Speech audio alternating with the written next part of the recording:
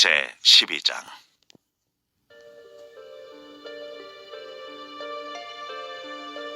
여호와께서 모세에게 말씀하여 이르시되, 이스라엘 자손에게 말하여 이르라.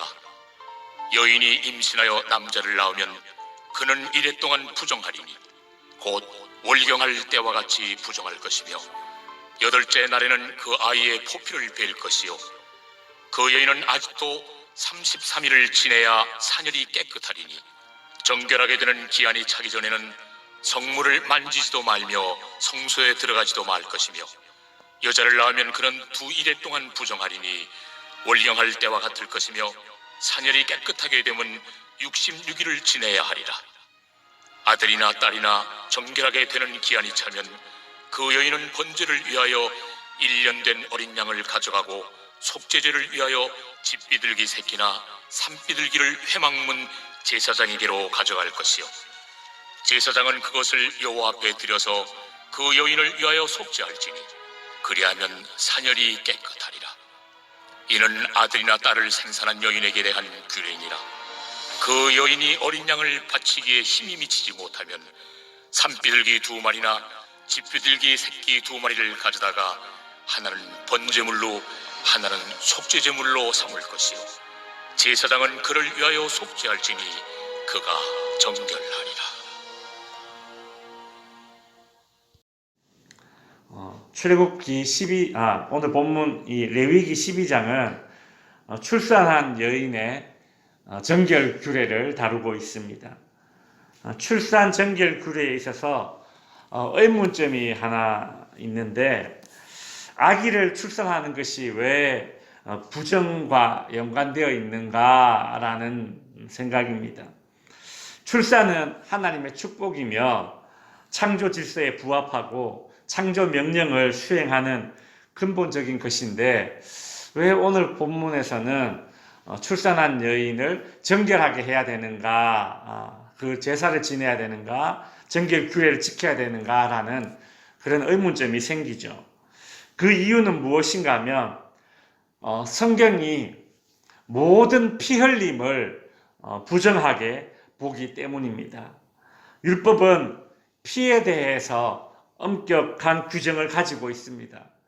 예를 들어서 피를 먹어서도 안 되고, 그리고 피를 흘리고 죽은 이 죽은 짐승의 사체를 만져서도 안 되는 것입니다. 왜냐하면 피가 곧 생명이기 때문입니다. 같은 맥락에서 여성이 임신을 하여 아이를 낳으면 그 여성은 출산할 때에 출혈을, 즉 피 흘림이 있기 때문에 오늘 본문에서 출산한 여성의 정결 규례가 필요한 것입니다. 또 한 가지 짚고 넘어갈 것은, 성경이 비록 출산한 여성에게 정결 규례가 필요하다, 이제 그렇게 말하고 있는 것이지, 이것이 태어난 아기가 정결 규례가 필요하다, 그 말은 아닙니다. 이 당시에 이 성경이 쓰여진 고대 근동에서는 산모와 그리고 아이를 모두 다 부정하게 생각했던 그런 시대였습니다. 그러나 이것이 율법과의 차이점이라고 할 수 있습니다. 이제 출산한 여성의 정결 규례를 살펴보면, 여성이 아들을 낳으면 산모는 7일 동안 부정하며 그 후에는 33일 동안 사혈이 깨끗하게 되기까지 기다려야 합니다.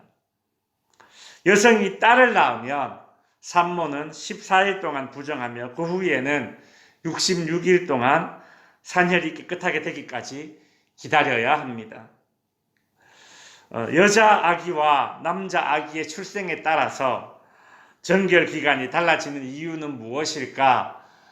정확하게 성경이 이야기하고 있지는 않지만, 아마도 3절에 보시면 남자 아이는 태어난 지 8일 만에 할례를 행해야 하는 그런 행사가 있기 때문에 아마 이 일과도 연관되어 있을 것이라고 추측이 됩니다. 정결하게 되는 시간이 지나면 산모는 비로소 성소에 나와서 1년 된 어린 양을 번제로 드리고, 그리고 비둘기 2마리를 가져와서 속죄제를 드리게 됩니다. 번제를 드리는 것은 하나님께서 자녀를 허락하신 것에 대한 감사의 표시이고, 속죄제를 드리는 것은 출산 시에 있었던 피 흘림에 대한 속죄제를 드리는 것입니다. 어린 양을 번제로 드릴 형편이 되지 않는 그런 가난한 산모들의 경우에는 집비둘기 새끼나 산비둘기 새끼 2마리로 하나님께 한 마리는 번제로 드리고 한 마리는 속죄제를 드릴 수 있었습니다. 누가복음 2장에 보면 예수님의 부모님인 요셉과 마리아가 예수님을 출산하고 난 이후에 오늘 본문에 나오는 산모의 출산 정결 규례에 따라서 집비둘기 2마리로 제사를 했다라는 기록이 있습니다. 이를 볼 때에 요셉과 마리아의 이 가정도 가난한 형편이었음을 우리는 또 짐작할 수 있죠. 이제 말씀을 정리하겠습니다. 왜 하나님께서 출산한 여인들을 위한 이런 정결 규례를 만들었을까라는 것입니다. 율법을 살펴보면 그 당시 시대적인 배경으로는 약자들을 위한 매우 파격적인 그런 내용을 담고 있습니다. 그것이 율법입니다. 오늘 본문에 나오는 출산한 여인들의 정결 규례도 그 당시에 사회적인 약자였던 여성들을 위한 하나님의 긍휼이 담겨져 있습니다. 고대 사회에서는 사람의 노동력이 매우 중요한 사회였습니다. 우리나라도 예전에 어머님들이나 할머님들이 이야기를 들어보면 출산하고 난 이후에 얼마 쉬지도 못하고 바로 밭에 일하러 갔다, 그런 말씀들을 하시죠. 노동력이 중시되던 시대였기 때문입니다. 그러한 시대에 하나님께서 출산한 여인들을 이렇게 긴 정결의 기간을 둠으로써 산모가 아이를 출산한 이후에 적절하게 쉴 수 있는 사회적인 안전장치를 만들어 놓은 것입니다. 곧 이 산모의 출산 정결 규례는 요즘으로 치면 출산 휴가가 되는 것이죠. 이 정결 규례 기간인 33일과 66일 동안 산모는 격리되어서 접촉이 금지되고 보호되었습니다. 율법의 이러한 산모 정결 규례는 의학적으로는 여성이 출산한 이후에 일정한 시간이 지날 때까지, 산혈이 깨끗해질 때까지 그 휴식의 시간을 만들어주는 것이죠. 산모들은 그렇게 그 당시에 사회적 약자였지만 출산 이후에 이렇게 쉼을 보장받을 수 있었던 것입니다. 성도 여러분, 율법의 정신은 약자를 보호하고 쉼이 필요한 사람들에게 쉼을 허락하시는 하나님의 긍휼이 담겨져 있습니다. 약자들, 특히 오늘 본문에 언급되는 출산한 여성들은 율법 안에서 보호를 받고 율법 안에서 출산 이후에 쉼을 누릴 수 있었던 것입니다.